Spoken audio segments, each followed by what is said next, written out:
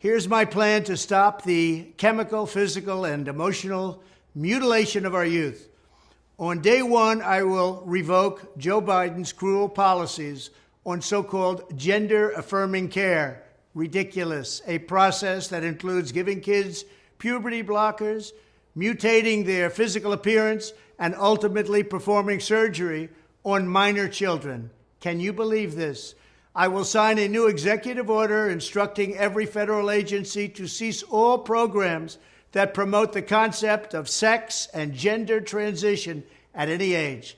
I will then ask Congress to permanently stop federal taxpayer dollars from being used to promote or pay for these procedures and pass a law prohibiting child sexual mutilation in all 50 states. It'll go very quickly.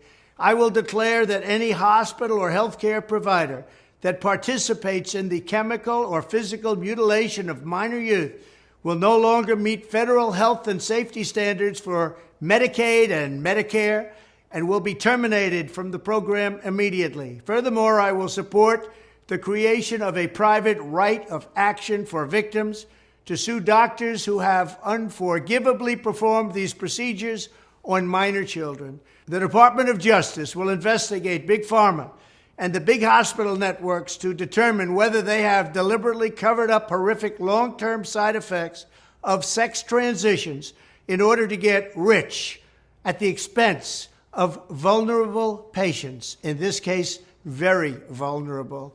We will also investigate whether Big Pharma or others have illegally marketed hormones and puberty blockers which are in no way licensed or approved for this use.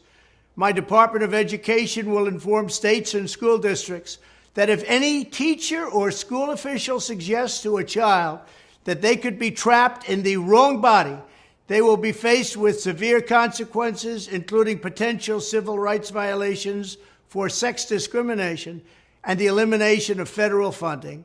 As part of our new credentialing body for teachers, we will promote positive education about the nuclear family, the roles of mothers and fathers, and celebrating rather than erasing the things that make men and women different and unique. I will ask Congress to pass a bill establishing that the only genders recognized by the United States government are male and female, and they are assigned at birth. The bill will also make clear that Title IX prohibits men from participating in women's sports, and we will protect the rights of parents from being forced to allow their minor child to assume a gender which is new and an identity without the parent's consent.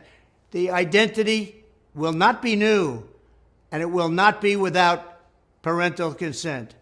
No serious country should be telling its children that they were born with the wrong gender, a concept that was never heard of in all of human history. Nobody's ever heard of this, what's happening today. It was all when the radical left invented it just a few years ago. Under my leadership, this madness will end. Thank you very much.